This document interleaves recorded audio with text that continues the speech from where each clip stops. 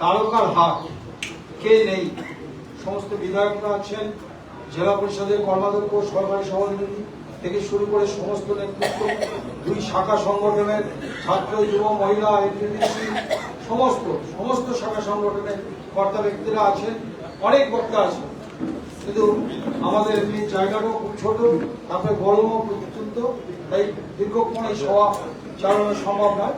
এখন বক্তব্য রাখছেন আমাদের সবার প্রিয় নেতা কুণাল ঘোষ মহাশয়। নমস্কার। পূর্ব মেদিনীপুরের তৃণমূল কংগ্রেস পরিবারের যারা বড়রা আছেন তাদের প্রণাম জানাচ্ছি, বাকিদের আন্তরিক শুভেচ্ছা। এখানে তমলুক এবং কাঁথি দুই সাংগঠনিক জেলার প্রস্তুতি সভা 21শে জুলাই ধর্মতলা চলে। অসিতদা রয়েছেন, পীযূষ রয়েছে, দুই জেলার দুই সভাপতি, দুই চেয়ারম্যান, রাজ্যের মাননীয় মন্ত্রী অখিল গিরি, বিধায়করা রয়েছেন, জ্যোতির্ময়দা রয়েছেন, এসডিএর চেয়ারম্যান, এপাশে তিলকদা থেকে শুরু করে, তরুণদা থেকে, সৌমেনদা থেকে শুরু করে, সিনিয়রদের মধ্যে অমিয়দা থেকে শুরু করে, যেদিকে তাকাচ্ছি সবাই পরিচিত মুখ। শাখা সংগঠন বিপ্লব দাসে গিয়েছেন, শাখা সংগঠন, গণসংগঠন সকলে রয়েছেন। সকলের জন্য সংক্ষিপ্ত নিবেদন। 21শে জুলাই খুব নতুন করে বলার কিছু নেই। 1993 সালের 21শে জুলাই মমতা বন্দ্যোপাধ্যায় যে মহাকরণ অবরোধ কর্মসূচি দেখেছিলেন, তার মূল উদ্দেশ্য ছিল, মূল স্লোগান ছিল, no I card no vote. No I card no vote. তার আগে সচিত্র পরিচয়পত্র ছিল না, সিপিএম রিগিং করত, বৈজ্ঞানিক পদ্ধতিতে ভুয়ো ভোটাররা দখল করে নিত। সিপিএম তাকে আগে দেখতে পাই। তো সুতরাং no I card no vote. কেন মহাকরণ? এই যে সিপিএম বলে মহাকরণ দখল করতে গেছিল, ভুল। কারণ তখন মুখ্য নির্বাচনী আধিকারিকের অফিসটাই ছিল মহাকরণ। সেই কারণে মহাকরণ অবরোধ। 5টা পয়েন্টে জনসভা, শান্তিপূর্ণ জনসভা, বক্তৃতা তাণ্ডব করেছিল সিপিএম।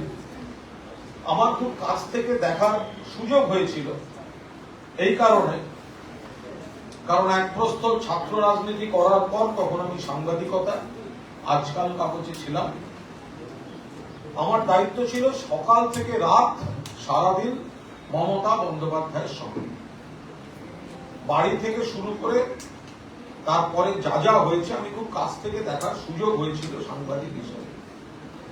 প্রথম ওরা গন্ডগোল করে মেয়র রোডে। মেয়র রোডে তখনও গুলি চালায়নি, কিন্তু যখন দিদি ব্রেবন রোডের দিকে যান, যেখানে আপনাদের জেলা ছিল, ততক্ষণে রণক্ষেত্র করে দিয়েছে, মঞ্চ ভেঙে দিয়েছে, গুলি চালিয়েছে, বম্বিং করেছে, উপরে বাড়িগুলো থেকে ইট বৃষ্টি, পাথর বৃষ্টি করেছে। আর মমতা বন্দ্যোপাধ্যায় যখন এগিয়ে এলেন, তখন তাকে কোণঠাসা করে পুলিশ আর সিপিএম এর হারমাতদের একাংশ ভিড়ের মধ্যে নিয়ে গেল দেয়ালের দিকে, প্রবল মারা হলো এবং মমতাদির দিকে বন্দুক তুলেছিল দুজন। তখন মমতাদির যিনি পার্সোনাল সিকিউরিটি অফিসার ছিলেন, মাইতিদা, আপনাদেরই জেলার একজন, কলকাতা পুলিশের কর্মী ছিলেন, উনি রিভলভার বার করেন যে এবার আমি গুলি চালাতে বাধ্য হব পুলিশের উপর। মাইতিদা কলকাতা পুলিশের কর্মী, আপনাদের জেলার, যদি সেদিন রিভলভার বার না করতেন, মমতা ব্যানার্জিকে বুলেট দিয়ে ফুঁড়ে দিত সিপিএম এর পুলিশ। মমতাদি অচৈতন্য হয়ে যান। এরপরে ওই টি বোর্ডের সামনে যে ট্রাফিকের স্ট্যান্ডটা, ছবি পাবেন এখনো গুগলে, নেটে, ওইখানে তাকে শোয়ানো হয়। পুলিশ তুলে নিয়ে যাচ্ছে, পুলিশের গাড়িতে তুলে নিয়ে যাচ্ছিল, সঙ্গে সৌগতদা আর একজন ছিলেন। আরেকটু দূরে রাস্তা থেকে আমি আমাদের গাড়িতে, তখন আমি আজকাল কাগজে পুলিশের গাড়ি থেকে সেই মমতাদিকে বের করে আমাদের গাড়িতে তুলে দিই। এরপরে যখন মেয়র রোডে যাই তখন মৃতদেহের সারি, মমতাদি জ্ঞান হারা, রক্তারক্তি অবস্থা। তৎকালীন মহিলা কংগ্রেসের সভানেত্রী ছিলেন মিনতি অধিকারী। মিনতিদির মাথা ফেটে ঝরঝর করে রক্ত পড়ছে, মিনতিদিকে গাড়িতে তুললাম, আমার গোটা শার্টটা এদিকে রক্তে ভিজে গেল, মিনতিদির মাথা ফেটে গেছে। আমার গাড়ির পেছনে 3 জনের কোলের ওপর মমতাদি শোয়া। তারপরে পিজি হাসপাতাল, সেখানে ভর্তির পরিবেশ ছিল না, কারণ মৃতদেহ ঢুকছে, জনতার গর্জন। শেষ পর্যন্ত উডল্যান্ডসে নিয়ে গিয়ে ভর্তি করিয়ে তারপর আমরা বাড়ি ফিরেছিলাম। কিন্তু অন্য মমতা ব্যানার্জি জ্ঞান হওয়ার পর থেকে খবর নিচ্ছেন বাকিদের কি অবস্থা। এরপরে 5ই অক্টোবর কোন গণতান্ত্রিক আন্দোলনের শহীদের জন্য এই কাজ হয়নি। তৎকালীন তৃণমূল যুব কংগ্রেস, তৃণমূল হয়নি তখন, তৎকালীন যুব কংগ্রেস মমতাদি সব ব্যাংকে অ্যাকাউন্ট করে দিলেন, মানুষ সাহায্য শহীদ পরিবারকে একটা কমিটি করে দিলেন কবি সুভাষ মুখোপাধ্যায়ের নেতৃত্বে। হাজরা মোড়ে শহীদ পরিবারকে সাহায্য দেওয়া হল। পরবর্তীকালে যখনই সুযোগ হয়েছে কাউকে চাকরি দিয়েছেন, আর্থিক সাহায্য, মমতা বন্দ্যোপাধ্যায় কাজগুলো করেছেন। এবং সেই থেকে প্রত্যেক 21শে জুলাই যখন বছরের নতুন ক্যালেন্ডার বেরোয়, কেউ দেখেন দুর্গাপুজো অষ্টমী কোন দিন পড়লো, কেউ দেখেন ঈদ এবার কবে পড়লো, কেউ দেখেন মহরমের দিন কোন সময়টা পড়তে পারে, কেউ দেখেন বড়দিন কিবার পড়লো, আর তৃণমূল পরিবার দেখে 21শে জুলাই কিবার পড়লো, শহীদদের তর্পণে ধর্মতলা যেতে হবে, এটা আমাদের কর্তব্য। সেই থেকে 94 থেকে চলছে। 98 থেকে তৃণমূল যুব কংগ্রেসের ব্যানারে শুরু হলো, কারণ তখন তৃণমূল কংগ্রেস জন্ম নিয়েছে। আর একটা বড় কথা হচ্ছে, এই যে 21শে জুলাই এই যে সমাবেশ, এই সমাবেশটা মমতা বন্দ্যোপাধ্যায়ের রাজনীতিতে, তৃণমূল কংগ্রেসের রাজনীতিতে শুধু নয়, বাংলার রাজনীতিতে, দেশের রাজনীতিতে একটা ছাপ ফেলে। কারণ যদি আপনারা সিনিয়ররা তো প্রত্যেকে জানেন, যখন 1994, 95, 96 এবং 97 তখন 21শে জুলাইয়ের যে উন্মাদনা, সিপিএম এর অত্যাচার, সিপিএম এর বিরুদ্ধে লড়াই চলছে, কংগ্রেস দিল্লি থেকে সমর্থন করছে না, তখন মমতা বন্দ্যোপাধ্যায় কংগ্রেসের ভেতরে থেকে লড়বেন নাকি নতুন দল জন্ম নেবে? 21শে জুলাই ধর্মতলা 1997 গর্জন করে বলে দিল, মমতা ব্যানার্জি এগিয়ে চলো, গোটা বাংলা তোমার সঙ্গে আছে। 21শে জুলাই মানুষ রায় দিল, এগিয়ে চলুন 1997। 1997 9ই আগস্ট কংগ্রেসের প্লেনারি নেতাজি ইন্ডোর স্টেডিয়ামে, আর মেয়র রোডে গান্ধী মূর্তিকে সাক্ষী রেখে বিরাট সমাবেশ। মমতা বন্দ্যোপাধ্যায় প্রথম ঘোষিত হলো তৃণমূল কংগ্রেস কমিটি, উইদিন দা কংগ্রেস, তৃণমূল কংগ্রেস কমিটি, যারা তৃণমূল স্তরের কর্মীদের কথা বলবে। এরপর 22শে ডিসেম্বর 1997 কংগ্রেস বহিষ্কার করলো এবং মমতা বন্দ্যোপাধ্যায় ঘোষণা করলেন, আগামী লোকসভা নির্বাচন তৃণমূল কংগ্রেস নতুন দলের ব্যানারে লড়বে। এরপর 1998 সালের 1 জানুয়ারি আনুষ্ঠানিকভাবে বাংলার মাটিতে, ভারতবর্ষের মাটিতে ভূমিষ্ঠ হলো একটা নতুন দল, যার নাম সর্বভারতীয় তৃণমূল কংগ্রেস, যা আজকে ভারতবর্ষের সংসদে 42 জন সাংসদ নিয়ে ভারতবর্ষের রাজনীতিকে প্রভাবিত করছে মমতা বন্দ্যোপাধ্যায়ের নেতৃত্বে। সেই থেকে চলছে এই স্রোতটা, চলছে এই স্রোতটা চলছে। কোন সময় কংগ্রেসের ভেতর থেকে লড়াই, কোন সময় তৃণমূল কংগ্রেসের জন্ম, কোন সময় নতুন নতুন পরিবর্তনের বাঁক। যখন সিপিএম এর চূড়ান্ত রিগিং সন্ত্রাসে আমাদের বিধায়ক কমে গেছিল, তখনও মমতা বন্দ্যোপাধ্যায়কে, তৃণমূল কংগ্রেসকে সাহস দিয়েছে, এগিয়ে যাওয়ার অনুপ্রেরণা দিয়েছে, উৎসাহ দিয়েছে। এই 21শে জুলাইয়ের সমাবেশ জেলা স্তর থেকে জনসমুদ্র ঢেউয়ের পর ঢেউ গিয়ে ধর্মতলায় পড়ে এবং মমতা বন্দ্যোপাধ্যায়কে আরো শক্তি, আরো অনুপ্রেরণা, আরো উৎসাহ দিয়ে এগিয়ে নিয়ে যায়। 2011 পরিবর্তন হয়ে গেল। এখন আমরা সরকারে, মমতা বন্দ্যোপাধ্যায় মুখ্যমন্ত্রী। আজকের 21শে জুলাইয়ের তাৎপর্য এক, বাংলায় মমতা বন্দ্যোপাধ্যায় নেতৃত্বে উন্নয়ন রাখতে হবে, চালাতে হবে, চালাতে হবে, চালাতে হবে। দুই, বিজেপি বা অন্য দলের উৎসাহ, বাংলার প্রতি বঞ্চনা, বাংলার বিরুদ্ধে চক্রান্ত, এজেন্সি, এসব রুখে দিতে হবে।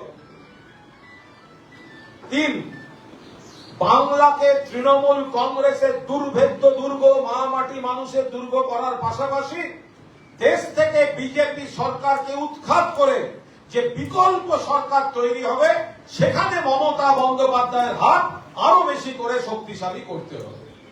এই তিনটে তাৎপর্য নিয়ে এবারে 21শে জুলাই এসেছে। আমরা শুনবো মমতা বন্দ্যোপাধ্যায় আমাদের দিক নির্দেশ দেবেন, আমরা শুনবো অভিষেক বন্দ্যোপাধ্যায় আমাদের দিক নির্দেশ দেবেন, আমরা শুনবো আমাদের নেতৃত্ব আমাদের দিক নির্দেশ দেবেন। কিন্তু এই 21শে জুলাই তৃণমূল পরিবারের আমাদের সকলের কর্তব্য, শহীদ তর্পণ, আর তার পাশাপাশি এবারে লোকসভা নির্বাচন এবং বিধানসভার উপনির্বাচনে বাংলার মানুষ যে বিপুল জয় উপহার দিয়েছেন, তা মা মাটি মানুষকে উৎসর্গ করা। সেই জন্য আপনারা যে জেলা থেকে আছেন প্রত্যেকবারই যা নতুন করে বলার কোনো কারণ নেই, তা সত্ত্বেও অনেক নতুন প্রজন্মের সবাই আসছেন, দলে অভিজ্ঞরা আছেন, সিনিয়ররা আছেন, পাশাপাশি নতুনরা আসছেন। সবাই মিলে একটা বড় ভালোভাবে যাতে যাওয়া যায়, যত বেশি সম্ভব সহকর্মীদের নিয়ে যাওয়া যায়, আমরা আপনাদের কাছ থেকে সেই আশাটা নিশ্চিতভাবে করতে পারি। আমি এখানে অন্য একটি বিষয় খুব বিস্তারিত বলবো না, কিন্তু খুব সংক্ষেপে দু চারটে কথা, মনের আবেগ আপনাদের সঙ্গে একটু শেয়ার করে নি, কারণ নেতৃস্থানীয় সবাই আছে। 29টা আসন পেয়েছে তৃণমূল কংগ্রেস মমতা ব্যানার্জির নেতৃত্বে, অভিষেক ব্যানার্জি সেনাপতিত্বে। 13 জন রাজ্যসভায়, 42 জন ভারতবর্ষের সংসদে, 29 জন লোকসভায়। একটা আত্মসমালোচনার জায়গা আছে। 21শে জুলাইয়ের পর আমরা সবাই আলাদা আলাদা আলাদা আলাদা বসে কোথাও একটা সিদ্ধান্তে পৌঁছতে হবে। মাননীয় মুখ্যমন্ত্রী মমতা বন্দ্যোপাধ্যায়ের নেতৃত্বে, অভিষেক বন্দ্যোপাধ্যায়ের সেনাপতিত্বে 29টা কেন্দ্রে সবুজ আবির উড়ল। পূর্ব মেদিনীপুরের তমলুকার কাঁথি, এটা কিন্তু আমার কাছেও একটা আফসোস।